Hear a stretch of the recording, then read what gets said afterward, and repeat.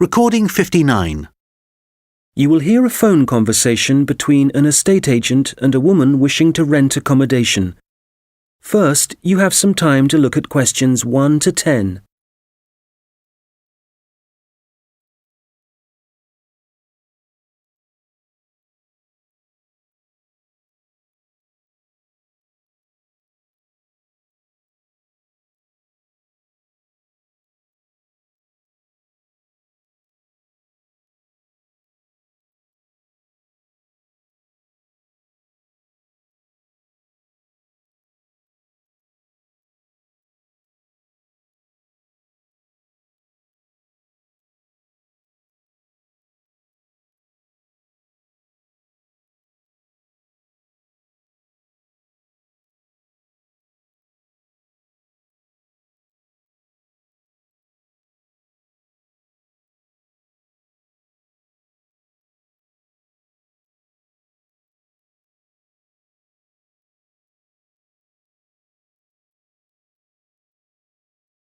Fairfield Rentals, Andrew Williams. How can I help you? Oh, hello. I'm calling from the UK. My family are moving to Canada early next year, and we're hoping to find somewhere to rent in Fairfield for the first 6 months while we settle in. Right, I see. Well, let's get your details. Yes, my name's Jane Ryder. Okay, Jane. And can I have a phone number? The best number to get you on. Well, that'd probably be our home number. So, 0044 for the UK, and then it's 208 613 2978. All right.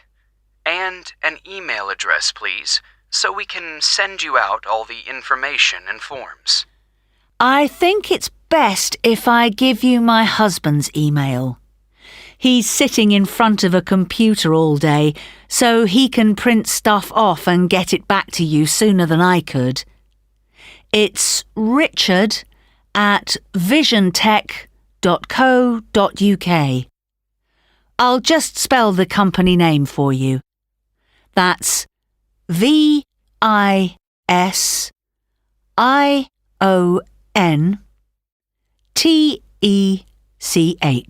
Great. And we have a question here about occupation. Richard's an IT specialist for an advertising company. They're transferring him to their Fairfield branch. Actually, just your job for now, thanks. Me? I'm a doctor at the hospital in our town. Okay, I'll put that down. Now, what kind of accommodation are you looking for? House? Apartment? An apartment, probably, as long as it has 2 bedrooms. There'll be me, my husband, and our 10-year-old son. And so with an apartment, you're less likely to get a garden. That's okay. But what about a garage? Is that something you'll want the apartment to have? Yes, that's definitely important. Okay, just a moment. I'll just make a note of that. But, before we go on, I should probably say now that what we don't need is any furniture, because we'll be shipping all that over, and I don't really want to pay for storage while we're waiting to buy a house. Not a problem. I'll make a note of that. Actually, though, just thinking about the kitchen, what can I expect from a rental property? I mean, what kind of equipment is provided? Well, the normal thing is that you get a stove. I think that's a cooker in British English. OK, good to know. But how about a fridge? We'll be selling ours before we come, so if possible, we'd like the apartment to have one for when we arrive. I can certainly add that to the form. If there's any other whiteware that you need, like a dishwasher, for example, there are plenty of stores here that'll arrange delivery on the same day as purchase. Thanks. Hopefully we won't need to buy too many things. Now, how about location? Have you done any research into the Fairfield area? Not that much so far. Well, you mentioned you have a boy. I imagine you'd like to be fairly close to a school. Good idea. That would help. What's public transport like in Fairfield? Is it easy to get around? The bus service is pretty comprehensive. There are plenty of local routes, services into the city and out of town. OK, and for a 2-bedroom apartment, what sort of rent should we expect to pay?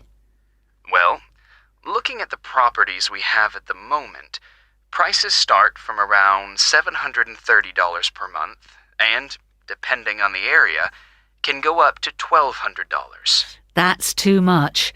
Something halfway would be better. So, would your limit be, say, $950? I'd say so, yes.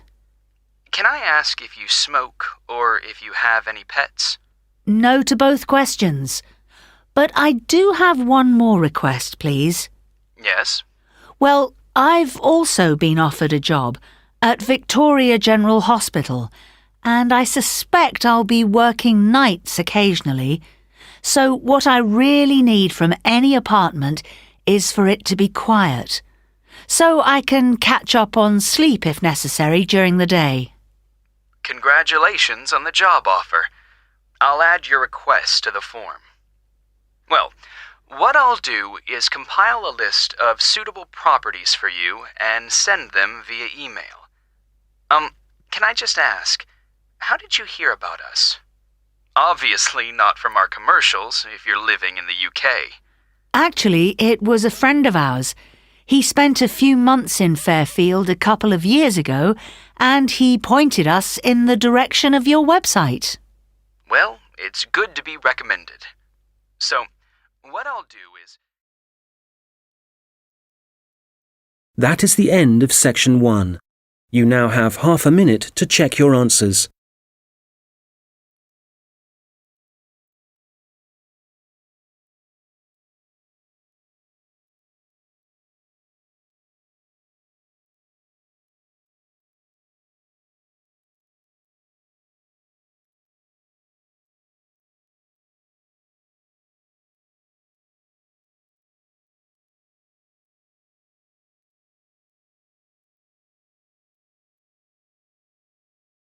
Now turn to section 2. Recording 60. You will hear a police officer giving advice on protection against local crime. First, you have some time to look at questions 11 to 15.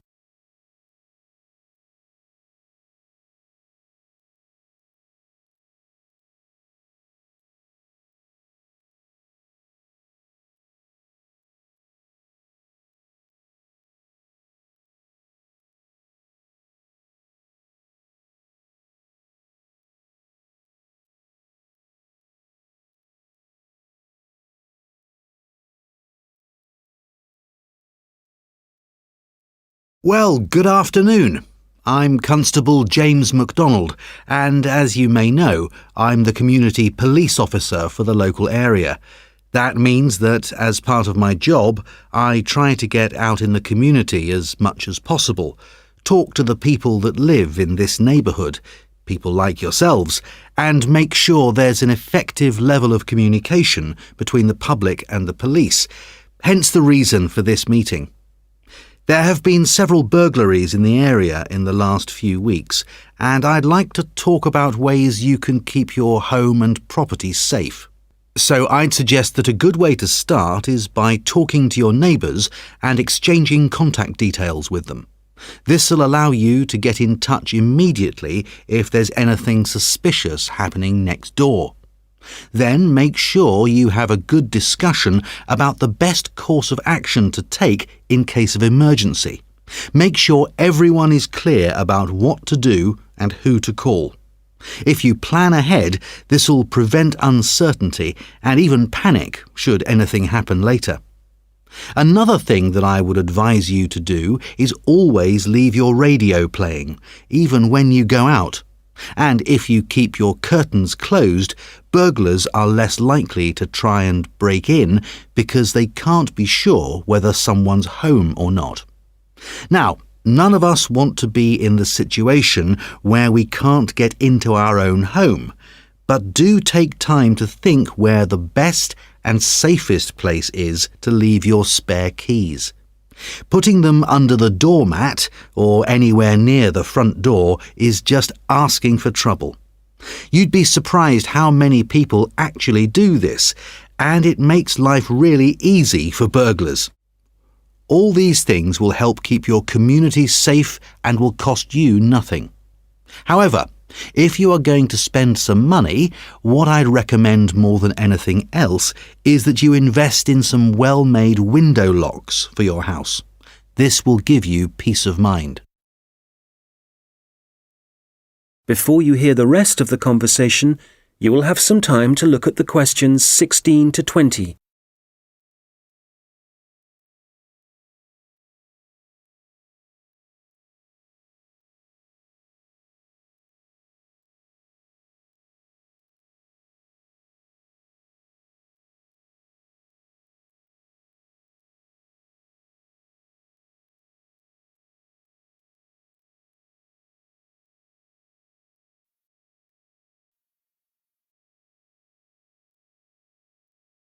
Now listen and answer questions 16 to 20.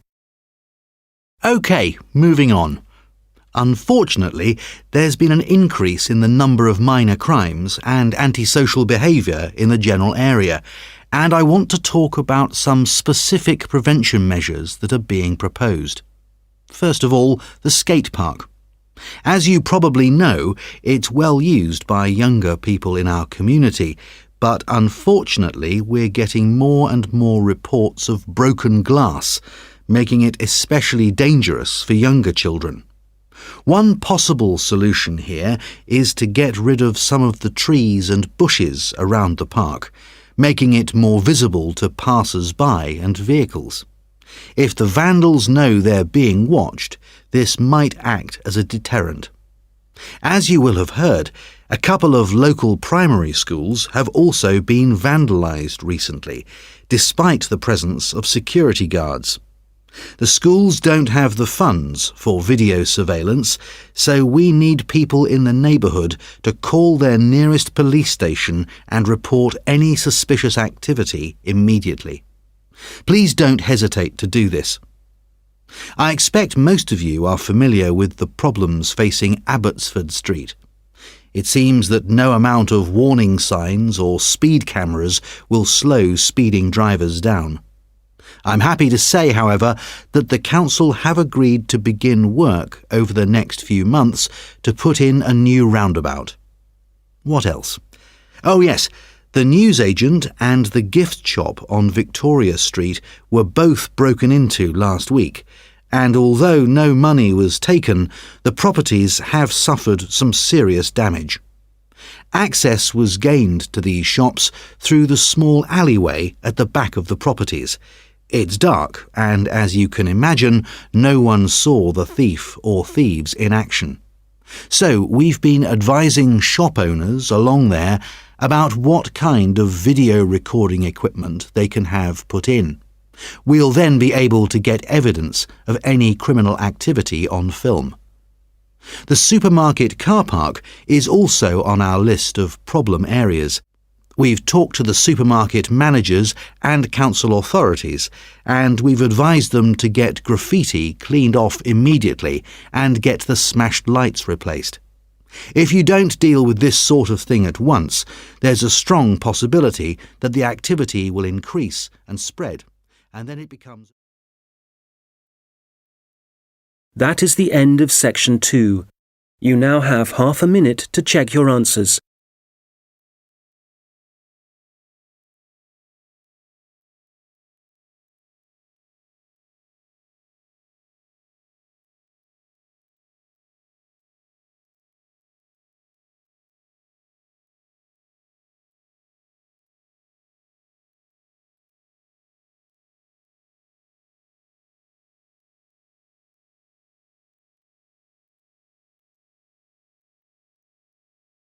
Now turn to section 3.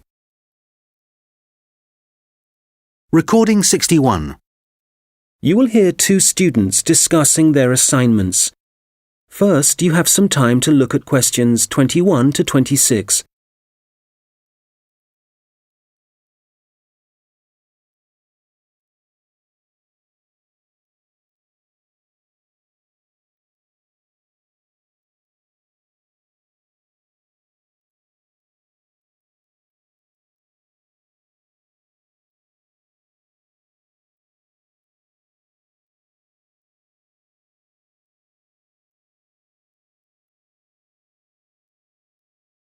Hi, Mike. How's it going?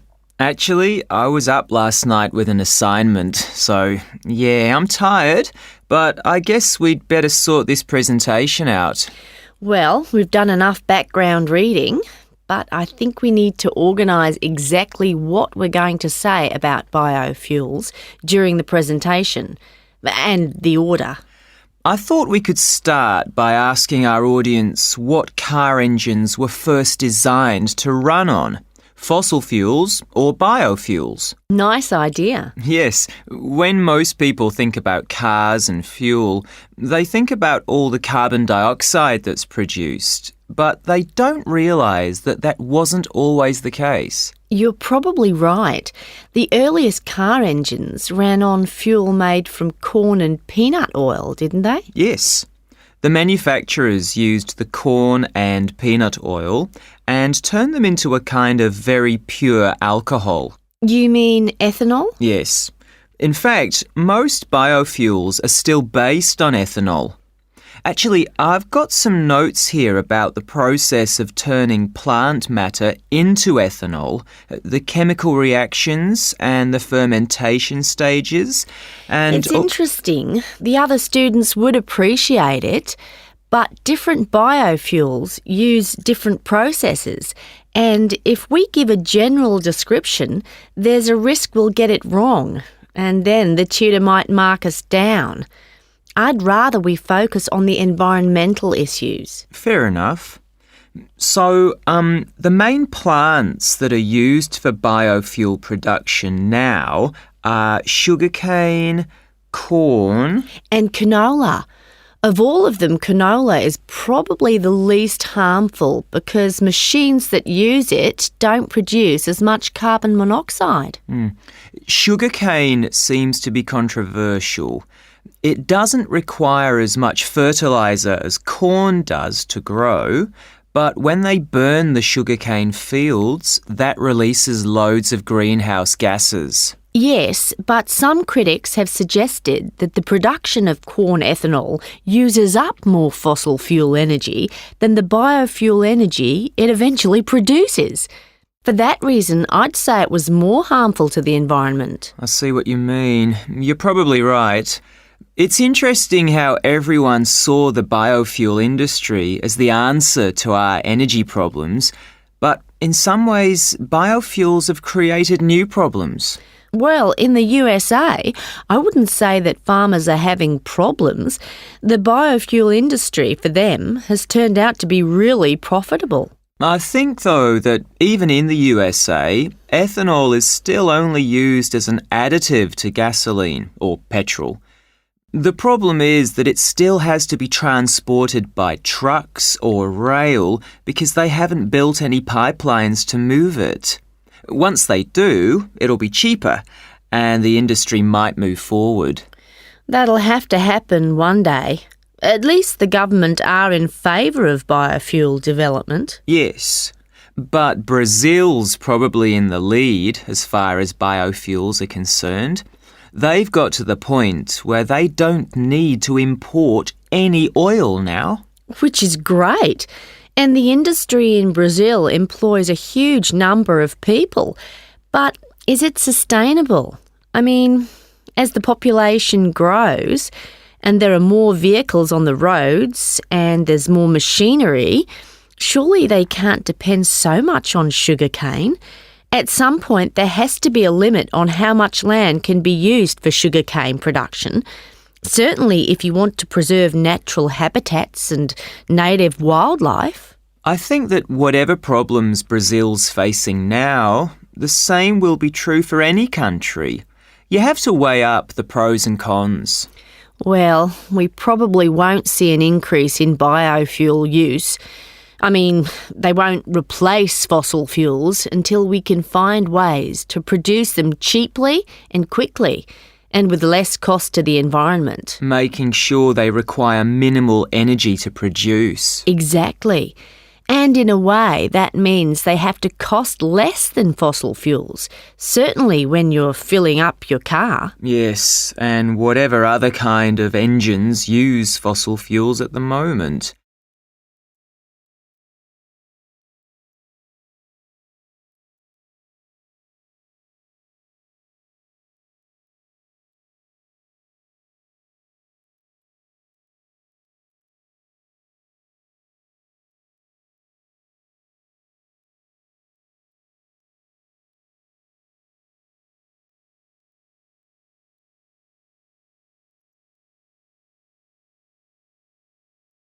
Now listen and answer questions 27 to 30. All right, so in the last section of the presentation, what problems are we focusing on? Well, we've already had a look at different types of pollution in the first section, so we can leave that out. But the biggest issue related to biofuels is that land is now being used to grow biofuel crops, and that's contributing to global hunger. Indeed. It doesn't seem right we're using corn to run cars when people can't afford to buy it to eat. Yes, let's talk about that. The other thing is that in some countries, the way that biofuel crops are grown and harvested still produces a great deal of pollution, really damaging to the atmosphere. OK, that's definitely an issue we should look at. Let's not finish on a negative note, though. Why don't we talk about the potential new sources of biofuel? So rather than corn and sugarcane, what other plants could be used? Good. Some companies are exploring the possibility of using wood and seeing how that can be used to make ethanol. Yes, and algae is another possibility. You can grow it in any water and it absorbs pollutants too. I read that. And grasses, they're another plant that researchers are investigating as a biofuel. And these kind of plants aren't used as food, which is why... That is the end of section 3. You now have half a minute to check your answers.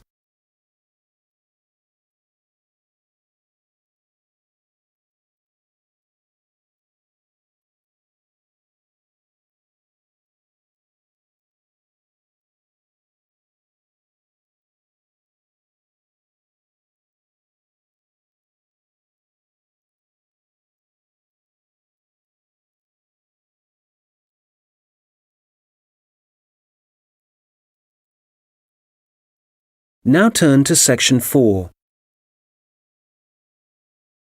Recording 62. You will hear a lecture about how technology affects human interaction. First, you have some time to look at questions 31 to 40.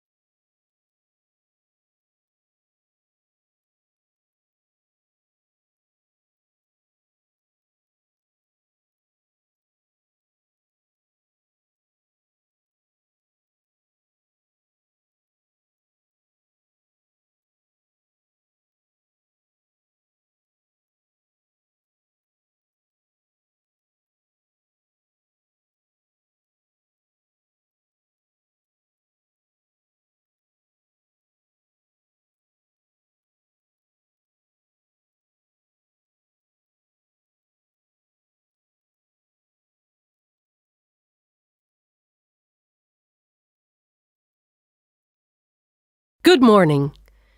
Today, we're thinking about the way that technology is influencing our social structures and the way we interact with one another. Humans, as we know, have always lived in groups. Without this arrangement, our species would have died out long ago. But now, the way we see and define our group is changing. I'd like to start by mentioning the research of American sociologist Mark Granovetter in 1973. It was Granovetter who first coined the term weak ties, which he used to refer to people's loose acquaintances. In other words, friends of friends. His research showed that weak ties had a significant effect on the behavior and choices of populations, and this influence was something highly important in the fields of information science and politics, and as you can imagine, marketing also. So, these friends of friends, people we might spend time with at social or work gatherings, might not be like us, but they can still have a positive influence because we share the same sort of interests. That's enough to make a connection, and this connection can turn out to be more beneficial than we might suspect. An example of this, an example of how the connection can influence us, is when our weak ties get in touch and pass on details about jobs they think might be suitable for us. Well, since Granovetter first came up with this theory, his work has been cited in over 19,000 papers. Some of these studies have looked at how weak tie networks are useful to us in other ways. And one thing that seems to improve as a result of weak tie influence is our health.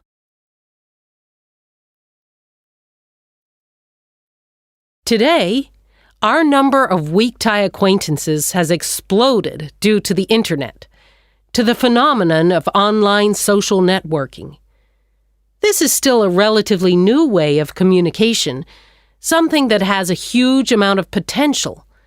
But also, as with any invention, it brings with it a new set of problems.